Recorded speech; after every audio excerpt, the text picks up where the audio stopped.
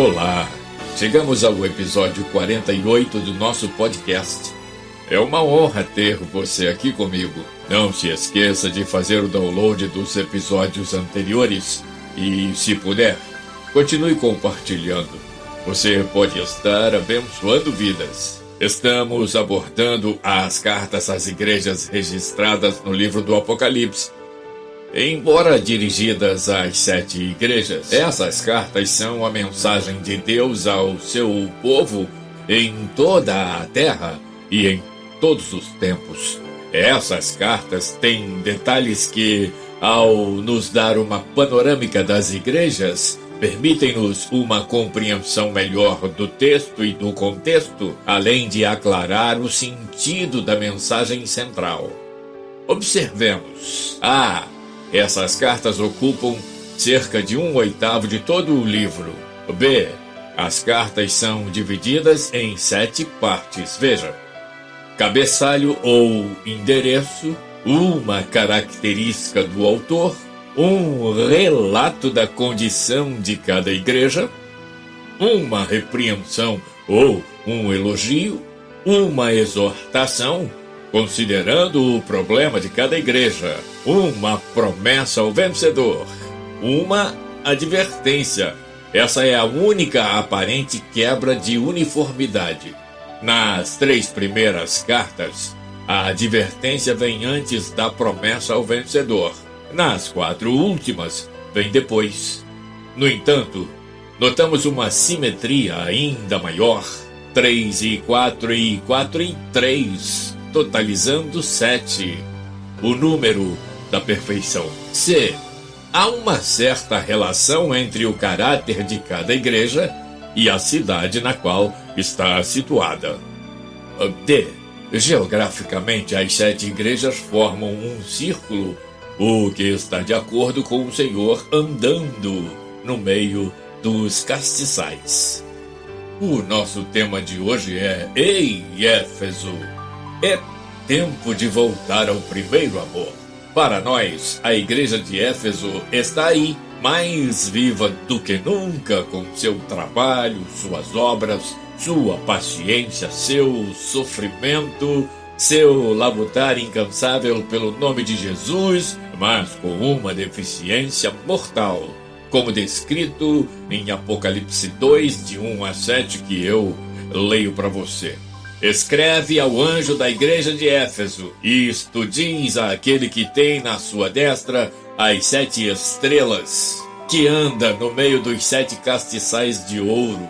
Conheço as tuas obras e o teu trabalho e a tua paciência, e que não podes sofrer os maus, e puseste à prova os que dizem ser apóstolos e não são, e tu os achaste mentirosos.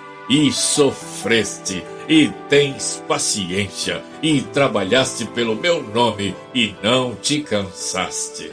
Tenho, porém, contra ti que deixaste o teu primeiro amor. Lembra-te, pois, de onde caíste, e arrepende-te, e pratica as primeiras obras. Quando não, brevemente a ti virei, e tirarei do seu lugar o teu castiçal, se não te arrependeres. Tens, porém, isto, que odeias as obras dos nicolaítas, as quais eu também odeio.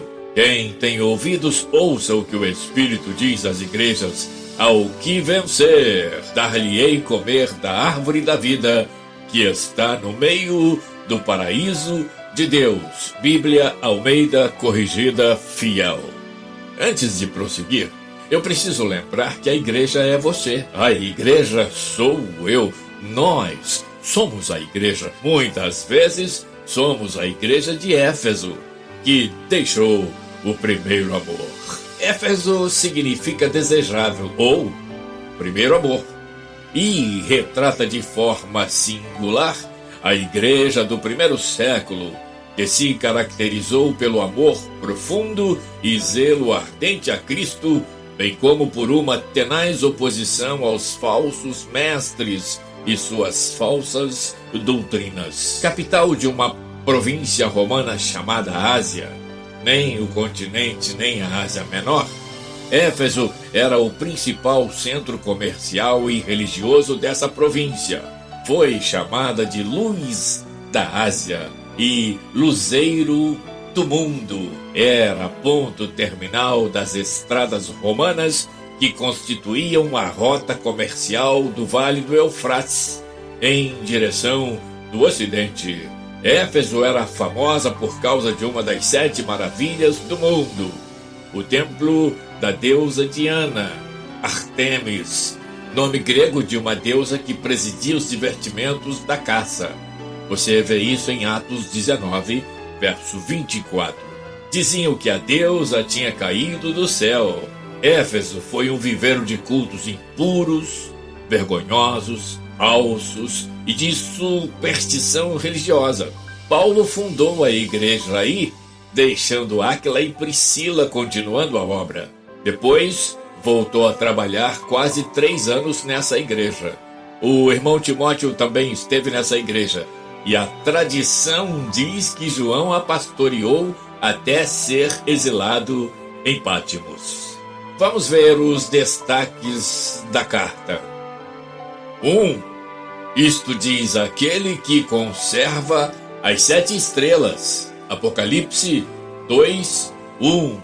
Você sabe que as 7 estrelas são os 7 pastores, e Cristo afirma que tem o domínio sobre os pastores. Nós sabemos disso, nós cremos nisso, e não poderia ser diferente. Número 2, aquele que anda no meio dos castiçais, ou seja, as igrejas. Nada mais natural de que o Senhor da igreja andar no meio dela. É bem verdade que algumas igrejas já não permitem mais que o Senhor ande no meio delas. Já o esqueceram. Cristo continua passeando, andando hoje no meio da sua igreja, através do Espírito Santo. Número 3. Conheço as tuas obras. Apocalipse 2, verso 2. Olha isso. Tanto o Senhor conhece as obras que faz um relato precioso do que acontece. Elogia o labor, a perseverança, a aversão aos falsos apóstolos, etc, etc. Número 4. Tenho, porém, contra ti que deixaste o primeiro amor. Apocalipse 2, 4. Cristo já não estava em primeiro lugar no coração da igreja. O amor fraterno estava distante, e deixar de amar, nós entendemos, é deixar de viver. Número 5. Moverei do seu lugar. Se não te arrependeres, diz a palavra, eu te moverei do seu lugar. Apocalipse 2:5. Isso pode significar o fechamento da igreja local. Cristo impõe condições básicas para esta igreja continuar no seu lugar. Lembrar-se de onde caiu, arrepender-se e voltar a praticar as primeiras obras. Número 6. O ódio aos nicolaítas. Isso era uma atenuante. Atenuante, você sabe, é um fato que suaviza a pena.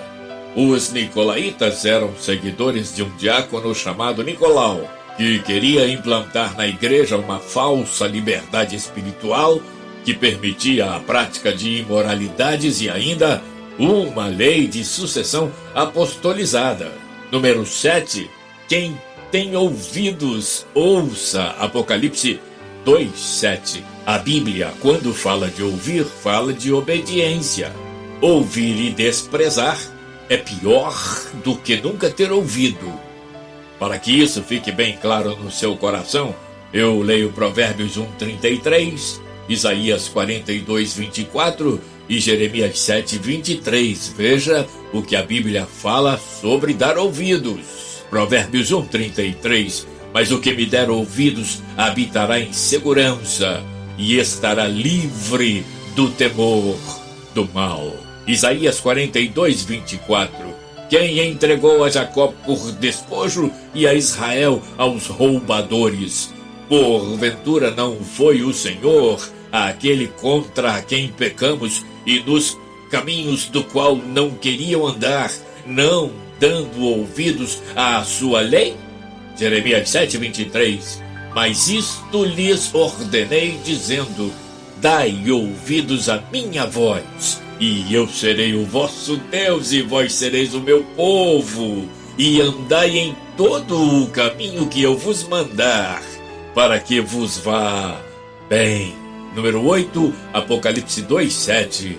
Ao que vencer. Observe que o prêmio, a recompensa, será dada ao vencedor, somente ao vencedor. Eu vou repetir: o prêmio, a recompensa será dada somente ao vencedor, ao que vencer. A vida da igreja será sempre de lutas. Para cada luta, uma arma diferente. Éfeso lutava contra o desamor e Cristo mostrou as atitudes que deveriam ser tomadas com fé para a vitória final. A lembrança da queda, o arrependimento e o retorno às boas obras. Número 9. Árvore da vida. O prêmio do vencedor. Apocalipse 2:7. Isso fala contra a imoralidade, a isenção de deterioração corporal. Videira verdadeira, lembra? 10. Paraíso de Deus. Paraíso de Deus é o Éden celeste. Paraíso fala de lugar agradável, de delícias. E Éden celeste é paraíso sem a presença do pecado, como no Éden original, o Éden terreno. É o processo da restauração completa da criação, deteriorada pela presença do pecado no jardim do Éden, que culminou com a queda do homem. Deus tem um plano e vai executá-lo na sua plenitude. Como dissemos, as atitudes recomendadas para a vitória da igreja de Éfeso são: lembra-te de onde caíste. É muito comum ouvir um crente em aflição e em conflito consigo mesmo dizer: não sei o que está acontecendo comigo. Não sei o que eu fiz para passar por isso. Na verdade, com todo respeito, sabe sim. Um pouco de esforço na memória e localizamos o que fizemos, quando fizemos, por que fizemos e lembramos de como as coisas mudaram desde então. O abandono do amor fraternal, o distanciamento da igreja e da comunhão, a frieza no trato com a família, o esquecimento da oração, a arma mais poderosa do crente, ler a Bíblia. E faz tempo, essas atitudes nos afastam de Deus. Com Deus longe, perde-se a segurança, o consolo, a alegria, o amor, a fé, a esperança, o zelo, a comunhão, o prazer de estar na igreja, a sublimidade da presença do Espírito Santo. Sequidão pura, lembra? Podemos nos esforçar e lembrar, e aí começamos a entender o nosso momento e o que devemos fazer para mudar isso. Arrepende-te é a segunda atitude para mudar o quadro. O conselho do Senhor à igreja de Éfeso. O caso do filho pródigo é uma excelente ilustração para essa reflexão. Ele se lembrou de onde caiu e de como a vida era vida antes de abandonar o primeiro amor, já em degradação moral e física, comendo as bolotas com os porcos. Ele pensou: muitos jornaleiros do meu pai vivem regaladamente e eu aqui pereço de fome. Ele tomou uma decisão: farei isso. Irei ter com meu pai, direi o que fiz, pedirei perdão e pedirei para ser como um jornaleiro dele. Ele se arrependeu e voltou às primeiras obras. O resultado você confere em Lucas 15, de 11 a 32. Mas sabemos que o pai o recebeu com alegria, restaurou sua condição de filho e festejou seu retorno. Vencedor recompensa ao que vencer. Letra C, a terceira atitude, e pratica as primeiras obras. Nunca o tempo foi tão propício para praticar as primeiras obras. Lembra-se de quando aceitou Jesus? Que alegria, hein? Que vontade de proclamar as boas obras. Nada o impedia de ir à igreja. A vontade de ser solidário era imperiosa. O louvor era alto, firme, alegre e contagiante. Na poesia Retrato, Cecília Meirelles chega a perguntar em que espelho ficou perdida a minha face. Chega um momento em que não nos reconhecemos mais. Mas eu tenho uma boa notícia para nós. Cristo não mudou, seu amor não mudou, seu sorriso não mudou, sua bondade não mudou, sua misericórdia permanece de pé. Então, podemos cantar de novo, sorrir de novo, abraçar de novo, servir de novo, adorar de novo, repartir de novo, viver de novo. Ei, Éfeso, é tempo de voltar ao primeiro amor. Pensa nisso.